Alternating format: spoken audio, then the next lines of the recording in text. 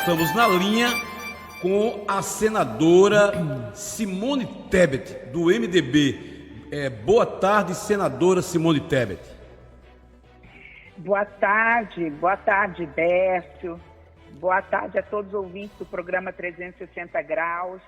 Pergunto a vocês se conseguem me escutar bem. Escutamos bem. Eu vou fazer aqui uma rápida apresentação sua, antes de a gente fazer uma pergunta, e nós separamos aqui. Nós vamos conversar agora com a senadora Simone Tebet. Ela é dos quadros do MDB no Senado Federal. A senadora que já presidiu a mais importante comissão do Senado, a de Constituição e Justiça, é uma das representantes do estado do Mato Grosso do Sul, palco de grande destaque na Guerra do Paraguai, tendo sido a primeira mulher a dirigir a prefeitura de Três Lagoas, onde nasceu. Convém anotar que, eleita para comandar a prefeitura em 2004, Simone foi reeleita em 2008 com 75% dos votos.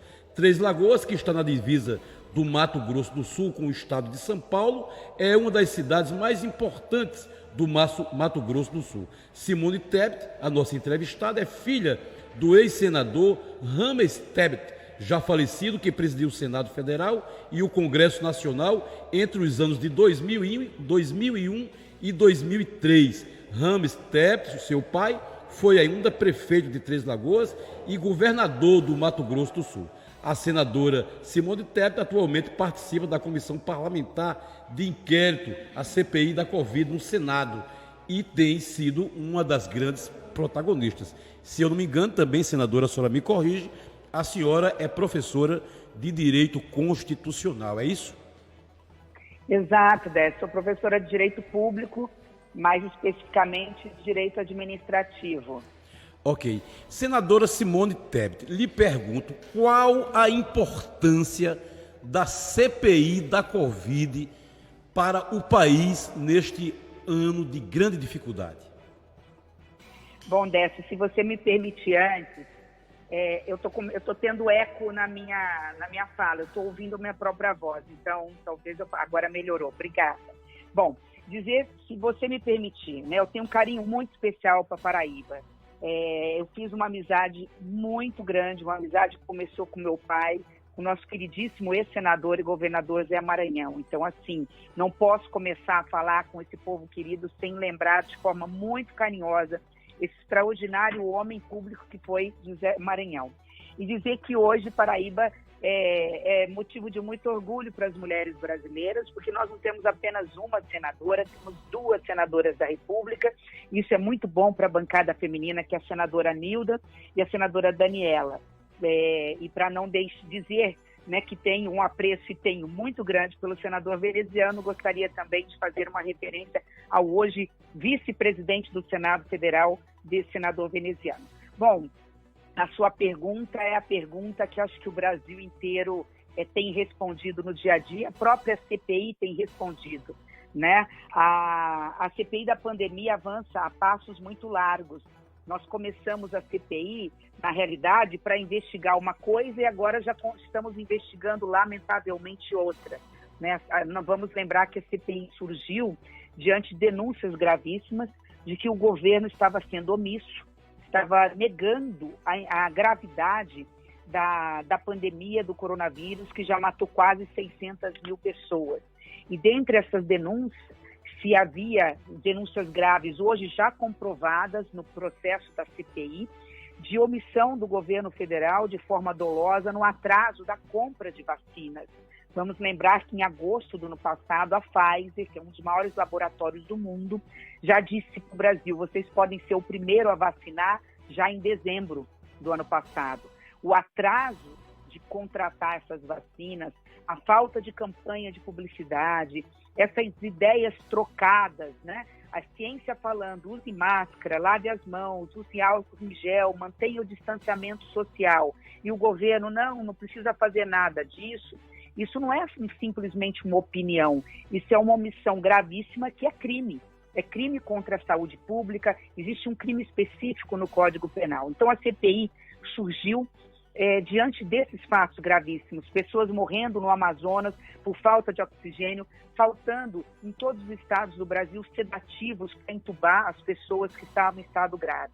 E a CPI alcançou o seu objetivo no cumprimento da primeira fase. Constatamos quem são os responsáveis, constatamos que efetivamente não houve a devida tratamento devido por parte do governo federal na condução da pandemia. Vale a pena lembrar que o governo trocou 4 vezes do ministro da Saúde durante a pandemia e só agora colocou um técnico, alguém que entende de saúde, que é inclusive um paraibano, né, o ministro Marcelo Queiroga. Então o governo estimulou a imunidade de rebanho por contaminação. Não precisa tomar vacina não, todo mundo chama gripezinha. Isso está constatado. Só que, infelizmente, no meio do caminho haviam grandes pedras, né? Como diz o poeta, no meio do caminho havia uma pedra, no caso, uma pedra gigantesca. Nós constatamos, e está chegando ao final agora a CPI nesse sentido, que havia um esquema muito grande de corrupção, de propinoduto dentro do Ministério da Saúde. É nesse sentido que está encaminhando a conclusão dos trabalhos dentro do Ministério da Saúde, envolvendo essas compras de vacinas. As vacinas que foram negadas no passado, de repente, elas começam ali a ser negociadas com tentativa de servidores públicos de superfaturar, de levar vantagem em cima da dor, da morte, da saudade, né, daqueles que ficaram, da saudade que hoje, infelizmente, bate no coração e na alma de todos os brasileiros que perderam amigos e perderam familiares. Senadora Simone Tebet, nós estamos aqui em número de 6, então cada um aqui na mesa representa um veículo de comunicação. Eu vou chamar agora para lhe perguntar o jornalista Marconi Ferreira, do portal Extra PB. Boa tarde, senadora. É uma honra conversar com a senhora aqui através, né, dos microfones do programa 360 Graus. E eu me reporto o seguinte: antes de ser senadora da República, a senhora é professora por formação, né, também formada em Direito, tendo como especialização aí, né, professora de Direito Público, Direito Administrativo. A minha pergunta é: nós temos um presidente mal educado? Desculpa, nós temos o quê? Um presidente mal educado? Bom, Marconi, você está sendo bastante educado, né?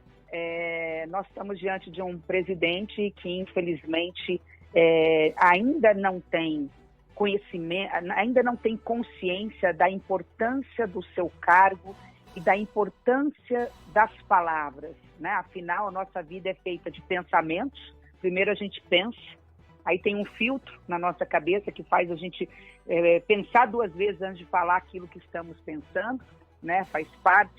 Isso faz parte, inclusive, né, da inteligência que todos nós temos, né? Tudo que pensamos, que nós externamos através de palavras. Então nós temos pensamentos, palavras e ações. É óbvio que os nossos pensamentos comandam as nossas ações. O presidente da República não é só uma pessoa, ele não é só Jair Bolsonaro ou Messias, ele é o presidente da República. Tendo votado ou não nele, ele é o presidente da República do Brasil. E ele tem que ter consciência que nos momentos mais críticos como este, que não há nada mais importante que a vida das pessoas, que a saúde das pessoas, ele tem que pensar que as suas palavras geram ações de terceiros. Então, infelizmente, o presidente não só fala o que não deveria, mas também age de forma indevida. É um presidente que tratou a pandemia como uma gripezinha. No início poderia até ser tolerado, no início ninguém sabia, mas ele ficou por meses e meses e meses repetindo isso. É um presidente que não só pensa como um negacionista e fala como um negacionista, mas também age como um negacionista. Tanto é verdade que ele colocou 2 ministros da saúde que não eram da área, um que teve que sair rápido porque não concordava com ele, e outro que não era da área, que ficou na maior parte da crise, antes de acertar e colocar um ministro que é técnico, que é o Marcelo Queiroga. Então, veja, o presidente da República, você foi muito gentil, então eu vou continuar na linha da gentileza, no mínimo, né, no mínimo, ele é alguém que não tem filtro naquilo que fala. No máximo, é alguém, e é o que eu penso, é alguém que, infelizmente, não está preparado para gerir um país da riqueza, da grandeza que é o Brasil, mas principalmente da grande diversidade que somos todos nós, com todas as mazelas, com todos os problemas. Afinal, eu te devolvo a pergunta, né? Óbvio que não precisa responder, nós já sabemos a resposta. Qual é o grande programa nesses quase 3 anos de governo? Qual é o grande projeto do governo Bolsonaro para o país, da diminuição da desigualdade, da miséria, da geração de emprego? Qual é o grande programa habitacional para levar casa popular para as mulheres? Eu sei que tem muita mulher paraibana que está nos ouvindo, como é aqui no meu caso das mulheres sul-mato-grossenses que chegam no final do mês e tem que fazer a seguinte conta nos últimos dias: esse dinheiro eu deixo para pagar o meu aluguel ou eu coloco comida, arroz e feijão na mesa? Isso é muito triste. Então, eu acho que com isso, de alguma forma, eu respondo a sua pergunta. Senadora Simone Tebet, agora quem vai lhe fazer a pergunta é o jornalista Fábio Augusto, do portal Pauta PB. Senadora, muito boa tarde a senhora. Seja bem-vinda aqui falar para toda a Paraíba através das ondas radiofônicas da 100.5 FM aqui. Senadora, eu gostaria de a gente olhar para o ano de 2022, as eleições que está por vir. Diante de todo esse cenário de acirramento aí entre uma extrema-direita que está totalmente desequilibrada, perdida na condição do caminho do progresso desse país, do desenvolvimento desse país e até a retomada da economia como um todo. Nós temos aí uma esquerda também que está doida para voltar ao poder. Já passou aí de 13 a 14 anos aí conduzindo este país, tem parcela de culpa também por tudo que esse país enfrenta hoje. O MDB nacional, como é que está analisando esse cenário? O MDB tem nomes para colocar à disposição deste país, para ser candidato, para de uma certa forma tentar unificar essa divisão política ferrenha que existe neste momento no Brasil, para sanar e, por fim, de uma certa forma, a gente ter pelo menos um governo equilibrado que tente conduzir os trabalhos da forma como tem que ser, senadora? E aí, Fábio, eu até peço licença, senadora, para emendar.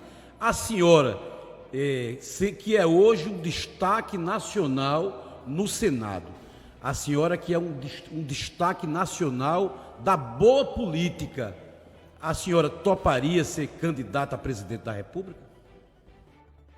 Bom, vamos lá. Obrigada, Augusto, pela pergunta. Obrigada, Fábio Augusto, pela pergunta. Primeiro, lembrar da história do MDB, né? A história do MDB é uma história de luta e uma história de coragem. Nos momentos mais difíceis, eu não preciso relembrá-los, foi o MDB que acolheu todas as matizes ideológicas, seja de direita, seja de esquerda, quando um regime de exceção estava perseguindo aqueles que pensam diferente. E pensar que eu estou há 20 anos na política e com 14 anos eu fui para as ruas lutar por direta já. E hoje, num regime de exceção, num regime de ditadura, e hoje vejo que a maior preocupação nossa não é escolher quem são os candidatos a presidente da República em 2022, mas a pergunta que fica é: teremos eleições em 2022? Será que é apenas um grito vazio que não ecoa em outras mentes, esta do governo do presidente Bolsonaro, de que se as regras do jogo não forem mudadas nas urnas eletrônicas, se perder a eleição, pode não entregar a caneta? Será que nós estamos diante, de novo, desse retrocesso? Independente de ser verdade ou não, eu repito, ao invés de estarmos resolvendo os grandes problemas do Brasil, que é a fome, a miséria, o desemprego que voltou fortemente a crescer, a classe média empobrecida, é a sensação que eu tenho de ter nadado, e parece que não consigo chegar, né? Não consigo chegar na praia. Não é possível que nós estamos em pleno século XXI, depois de 30 anos de redemocratização, colocando em dúvida se a democracia continua viva e forte. Ela está viva, ela está forte, mas será que ela está ameaçada? Então, a sua pergunta, Fábio, ela requer a gente fazer essa preliminar para dizer o seguinte: o MDB, como outros partidos de centro, seja de centro-direita, centro-esquerda, estão sentando para conversar. Não pensem que nós estamos de braços cruzados. Nós conversamos com o PSL, que é mais à direita, estamos conversando com o PSB, que é mais à esquerda, estamos conversando, todos estão dialogando. Aliás, todos somos civilizados, mas todos estamos buscando alternativas para apresentar ao país. Então, muito claramente, a nossa defesa principal não é de nomes, mas de valores. Nós queremos, principalmente, termos candidatos que assumam o compromisso, antes de tudo, de serem democratas, de defenderem a democracia acima de tudo. Sem democracia, o povo se torna escravo, o povo não tem direito a falar sequer o que pensa, sob pena de sofrer retaliação. Então, diante de tudo isso, o MDB, sim, como outros partidos, e eu estimulo que isso aconteça, pensa, sim, na possibilidade de lançar uma candidatura própria. Isso não significa, e é importante dizer, mesmo aqueles que estão dizendo que não abrem mão de candidaturas, isso não significa que lá na frente, em fevereiro, em março, mesmo em abril, não estejamos todos sentados numa mesa de comunhão dizendo, olha, o mais forte candidato é A, B ou C, então vamos unir em torno desse nome. Eu, particularmente, não tenho para mim muito claro, e as pesquisas mostram isso, a maioria da população brasileira hoje é nem. Não é que nem estuda nem trabalha, não, como é o termo que se usa. Isso é verdade, infelizmente. Principalmente a nossa juventude de 16 a 25 anos. Ora, ela não está nem no banco das escolas e nem no mercado de trabalho, porque ninguém quer dar essa oportunidade aos jovens. Isso é um problema seríssimo a ter que ser superado no futuro. Mas a maioria da população brasileira hoje é de nem, porque não quer nem a volta ao passado e nem continuar com o atual governo. Quer olhar para o futuro com novas perspectivas. Tendo em vista esses dados, que são dados de pesquisas sérias, não é uma nem duas, são várias, o MDB, como outros partidos, estão cogitando, sim, lançarem candidaturas próprias, repito, desde que tenhamos a capacidade de dialogar e esse centro caminhe unido para um segundo turno. Em relação... Pois não. Senadora... sim, mas a senhora não respondeu. A senhora... Tá bom. Eu ia complementar. Fique à vontade. Eu tinha esquecido. Eu ia complementar. Essa pergunta é a mais importante. Um homem público não pode fugir de suas responsabilidades. O MDB tem conversado, meu nome tem circulado dentro do MDB, eu tenho colocado meu nome à disposição, como outros colegas têm, e nós estamos amadurecendo essa ideia, e até o final de setembro, que foi o prazo que o MDB colocou para alguns colegas, alguns nomes, nós estaremos encontrando um nome de consenso dentro do MDB. Eu falo que o homem público não tem escolhas, a não ser aquilo que o caminho lhe apresenta. Você tem a capacidade de parar, recuar no tempo e tem a capacidade de seguir em frente. Eu nunca fui uma pessoa de recuar, mesmo sabendo que iria para embates para perder. Porque aí, citando Darcy Ribeiro, melhor ganhar perder do lado certo do que ganhar do lado errado. Ou, como ele disse, certa vez, perdi quase tudo na minha vida, fui candidato a isso, tentei aquilo outro, mas jamais gostaria de estar no lugar de quem ganhou de mim. Então, nesse aspecto, eu vou para embates independentemente de resultados. Eu vou em embates para abrir caminhos, que me permitir, porque essa é uma causa muito cara para mim, muitíssimo cara ao lado da democracia, é a causa do empoderamento da mulher. A mulher dona de casa, a mulher que trabalha fora, a mulher que tem seu pequeno negócio, tudo é mais difícil para a mulher. E eu sei da responsabilidade que tenho por ter sido primeira em muita coisa. Eu fui a primeira mulher prefeita da minha cidade, depois reeleita, fui a primeira vice-governadora, fui a primeira presidente da Comissão de Combate à Violência contra a Mulher do Congresso Nacional, fui a primeira presidente da comissão mais importante do Senado Federal, a Comissão de Constituição e Justiça, porque diziam que ali é lugar de homem. Imagina, mulher entender de segurança pública, mulher entender de justiça. E eu falei, por que não? E tivemos lá na presidência da CCJ e fui a primeira mulher candidata à presidência do Senado. Eu sabia que ia perder. Ali o jogo estava jogado, o governo estava contra. Na época, o presidente do Senado estava fazendo campanha para outro. Eu não tinha estrutura, não tinha a capacidade de ficar negociando absolutamente nada. E então eu fui para uma disputa, eu olhei para aquela cadeira e falei, não é possível, em 200 anos de história, né? E as mulheres paraibanas que estão nos escutando entendem bem o que eu vou dizer com isso. Em 200 anos de história, nunca tivemos uma mulher candidata à presidência do Senado.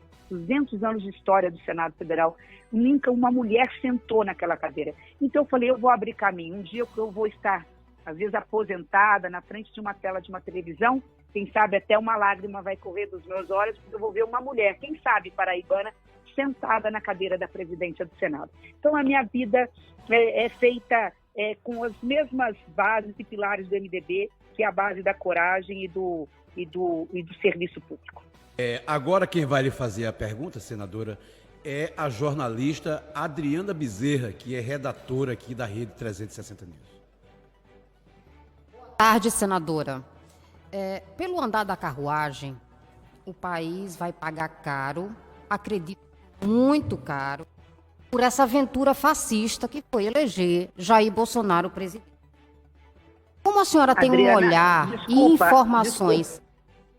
Desculpa, Adriana, cortou. Cortou. Cortou Senta a pergunta. Só um minuto, ela vai trocar aqui de lugar para lhe fazer a pergunta, senadora. Então, mais uma vez, boa tarde. Senadora, se prepare que daqui a pouco tem umas surpresas para a senhora aí. Adriana, pelo fala. andar, eu dizia o seguinte, pelo andar da carruagem, o Brasil vai pagar caro, caríssimo, por essa aventura fascista que foi eleger Jair Bolsonaro presidente do país. Como a senhora tem um olhar e informações privilegiadas, né, por ser uma figura estratégica do MDB em Brasília, eu gostaria que a senhora antecipasse, né, aos nossos ouvintes, fizesse uma reflexão aqui conosco, qual o tamanho real dessa conta? Por exemplo, a senhora acredita hoje que Bolsonaro pode tentar um golpe, que pode atentar contra Congresso, STF, criar hordas armadas? É factível, inclusive lembrando que hoje ele pediu para a população que não consegue comprar nem arroz nem feijão para comprar fuzil.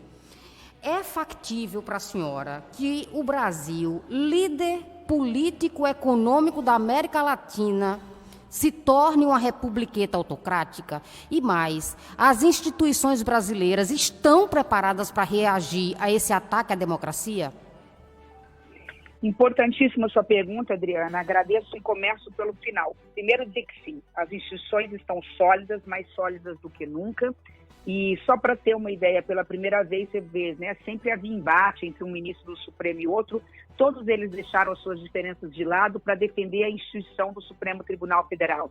Eu tenho grandes críticas ao Supremo, em relação a alguns posicionamentos do Supremo, mas como jurista que sou, advogada que sou, sei claramente que o verdadeiro intérprete da Constituição, que é a nossa Bíblia na área da vida civil, porque nossa Bíblia verdadeira é aquela que fala da palavra de Deus, mas a nossa Bíblia no mundo dos homens, nas relações entre as pessoas, né, é a Constituição Federal. E o Supremo Tribunal Federal, quando dá a última palavra, você não tem para quem recorrer. Aquilo passa a ser lei.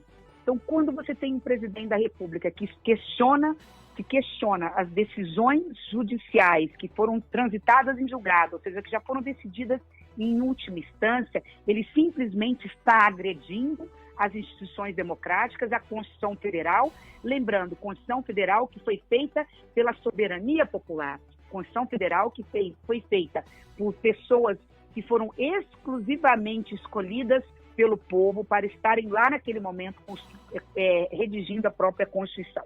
Então, as instituições estão firmes, o Congresso Nacional, se houver qualquer tentativa, né, vai deixar a sua resposta, aliás, já está deixando as suas respostas muito claras em relação a isso.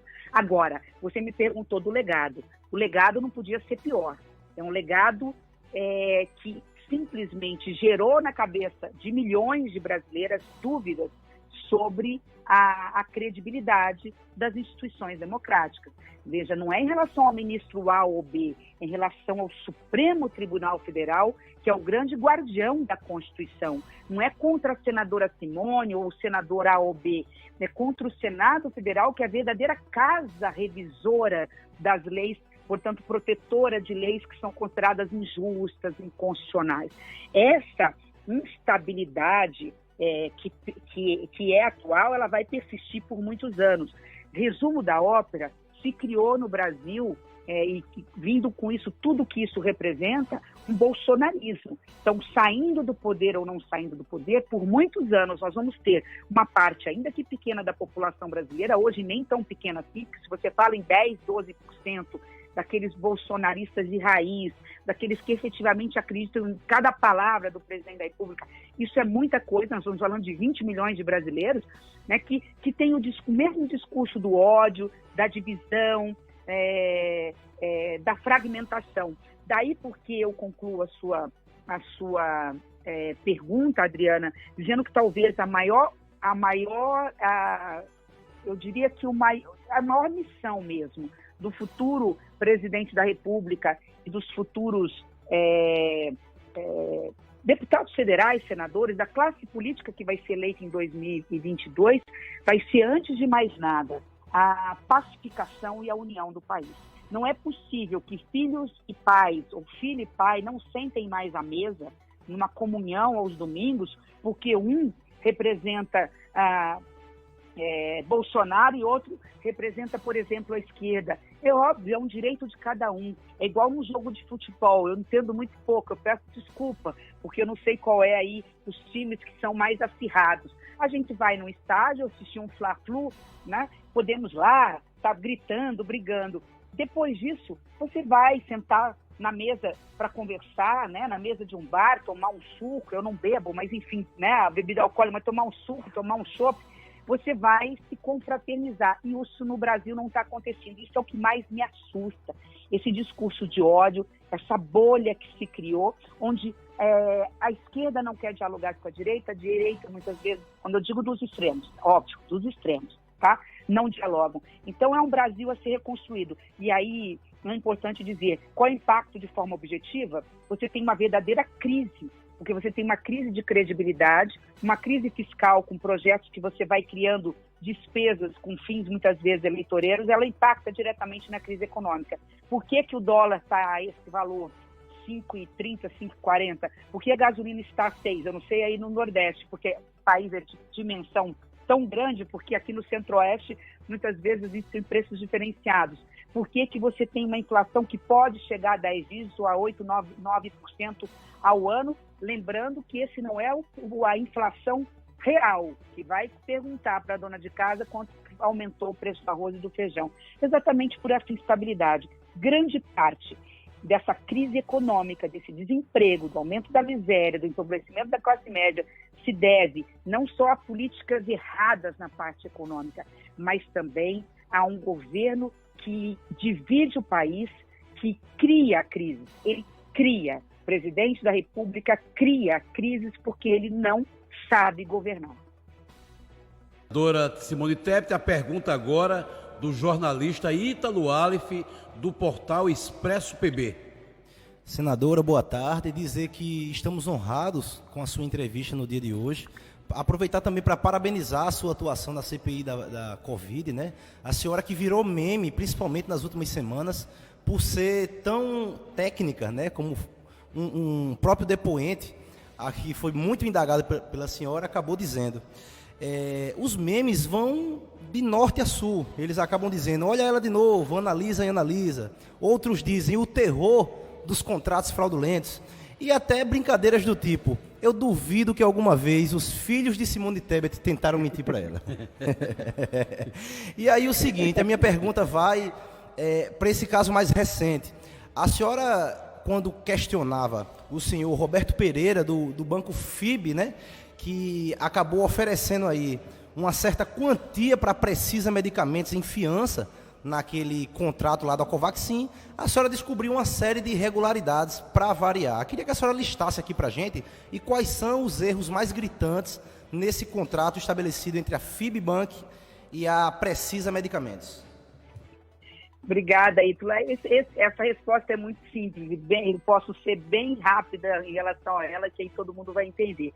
Mas antes, já que você representa o esporte, não só da Paraíba, do Brasil, dizer da minha alegria aqui com as Paralimpíadas, que nessa madrugada nós tivemos 2 ouros de 2 sul-mato-grossenses. Uma menina que eu conheci, tenho foto quando fui prefeita, estimulei, a Silvana, cega, ela tem uma deficiência visual, e ela ganhou medalha de ouro em um campograndense aqui no atletismo. Então, só para dizer do nosso orgulho, né, das Olimpíadas, das Paralimpíadas brasileiras, que eles tragam bastante ouro, bastante medalhas para nós e mais principalmente, né, que eles possam se divertir nesse momento lá no Japão.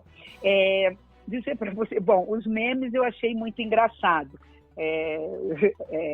Que bom.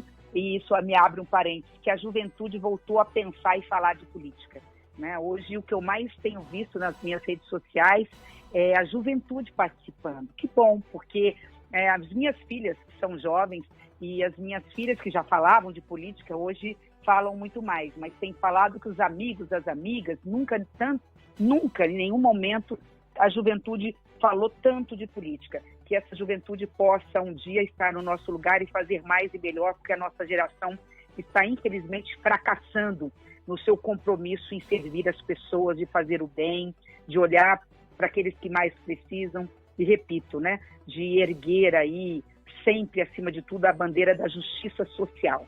Bom, em relação ao contrato da Covaxin, essa é a verdadeira digital. Se a gente falar assim, na parte da corrupção, o que tem contra o Ministério da Saúde e o governo federal, eu diria Covaxin, uma vacina indiana que ninguém conhecia, que o governo federal tentou num tempo muito rápido o Ministério da Saúde comprar, empenhou 1 bilhão e 600 milhões de reais, repito, 1 bilhão e 600 milhões de reais, deixou parado, é dinheiro que está faltando para construir casa, é dinheiro que está faltando para construir posto de saúde, para contratar médico para as pessoas. Esse dinheiro está parado lá.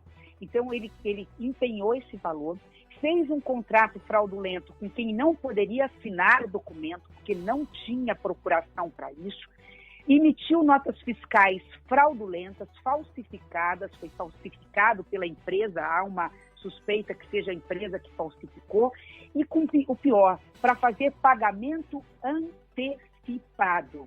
Alguém já ouviu falar de pagar 45 milhões de dólares, ou seja, algo em torno de 250 milhões de reais, eu não sei fazer conta agora de cabeça, milhões de reais, para colocar no paraíso fiscal, em outro país onde não tem sistema de fiscalização, antes de receber vacinas que não sabíamos se íamos receber, e alguém poderia perguntar, você mesmo poderia me perguntar, Ítalo, mas peraí, como é que esse processo todo passou nas barbas dos advogados do Ministério da Saúde, que não são poucos? Não é que passou, os advogados alertaram, está faltando justificativa de preço, está faltando garantia do contrato, se as vacinas não forem entregues, quem é que vai bancar esse prejuízo, que é a garantia? O problema é que eles fingiram que não viram e assinaram o contrato. E a bala de prata, eu diria a cereja do bolo, é exatamente o que você me perguntou.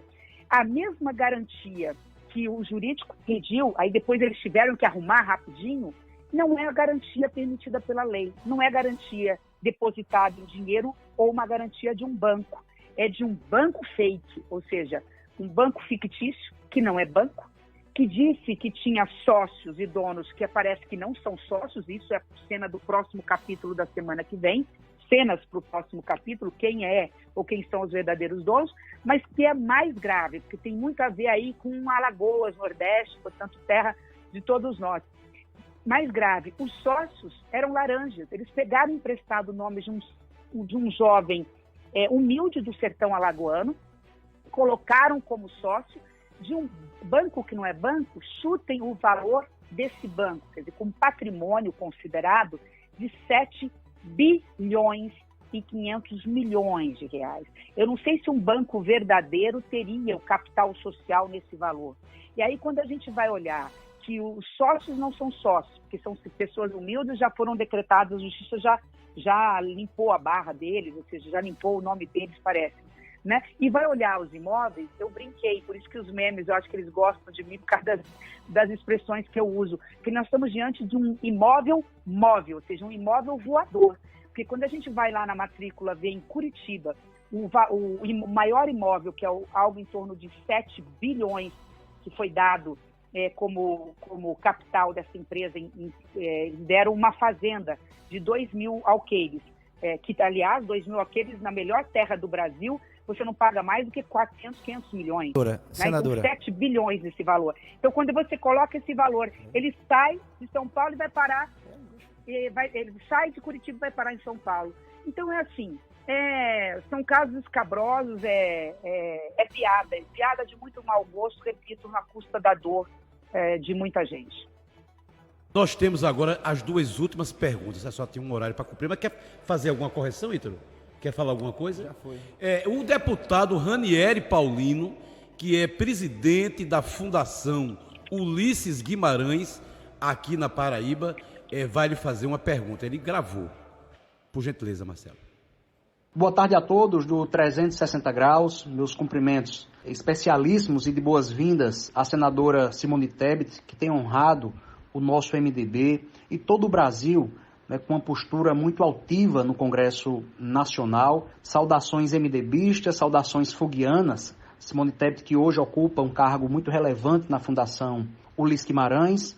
E aí eu quero, além de saudá-la, convidá-la a vir à Paraíba para juntos fazermos aqui o trabalho de divulgação do documento que foi exposto na última quarta-feira pela Fundação Nacional. E já queria aproveitar minha pergunta justamente nisso. Quais são os pontos que a senhora prioriza, né, nesse documento que foi apresentado à sociedade brasileira, Todos por um Só Brasil, né? No mais, cumprimentá-la mais uma vez, nos colocar inteiramente à disposição. Já participamos de alguns fóruns, inclusive, em comum, né? E sempre vejo sua participação, né, de forma que tem sido uma referência nacional da mulher brasileira, mas, sobretudo, da brava mulher paraibana. Receba daqui da Paraíba as nossas melhores saudações e renovo o convite. Mas eu acho que essa oportunidade também, minha cara senadora Simone Tebet, é para justamente apresentar os pontos de maior relevância desse documento que foi apresentado dentro do seu conceito. Tá aí. Obrigada, Ranieri. Obrigada, deputado, pelo carinho. Aceito o convite e já assumo o compromisso em breve estar na Paraíba. Vamos organizar, quem sabe ainda esse ano mesmo, assim que a pandemia der um pouquinho mais de folga e tranquilidade para todos nós. Primeiro que o documento é um resgate da história do MDB. O que é o MDB, o que foi o MDB, o que é o MDB hoje e como o MDB é importante para o futuro do Brasil. E ali eu diria que 3 pilares básicos. Primeiro, a defesa intransigente da democracia, né? A democracia é o governo da maioria com um olhar especial para as minorias, isso é importante. Então, assim, a defesa intransigente da democracia, das instituições democráticas, da imprensa livre, do cidadão poder ter o direito de ir e vir, de votar e ser votado. O povo é soberano. Segundo, a defesa da pauta, que é absoluta para nós, da justiça social. Sem igualdade de oportunidade, isso passa por uma educação de qualidade, oferta de curso de qualificação para os nossos jovens e para inserção no mercado de trabalho, proteção daqueles que mais precisam. Nós não temos uma democracia saudável. O MDB não quer mais continuar vivendo num país tão desigual. E terceiro, que faz parte disso, porque é preciso ter isso para se ter essa justiça social, a defesa intransigente também de você ter uma política fiscal que permita que possamos fazer o social. Não uma política fiscal tacanha, pequena, quadradinha, onde fala não é possível abrir exceções. Não. Uma política fiscal que tenha compromisso com o dinheiro público, de não se gastar onde não se deve, de combate à corrupção, que você diminua a burocracia no Brasil, que acaba com o comércio, com a indústria, com o pequeno e micro, para que essa política fiscal permita que a gente entre na parte social. E óbvio que aí a gente tem algumas palavras-chave: educação, cultura, ciência, tecnologia. Através disso, nós temos condições de oferecer aos jovens cidadãos e eles oferecerem para todos nós aquilo que nós precisamos. Então, a justiça social, acho que é a grande bandeira do MDB. Através dela, nós conseguimos garantir saúde de qualidade, segurança pública, habitação. É um processo longo, é um processo que, obviamente, começa num ano e leva 8, 10 anos para serem implementados, mas precisa começar e começar urgente. Infelizmente, com esse governo, eu não espero mais, desse governo eu não espero mais nada. E agora, senadora, por fim, o senador veneziano Vital do Rego, vice-presidente do Senado, vai lhe cumprimentar.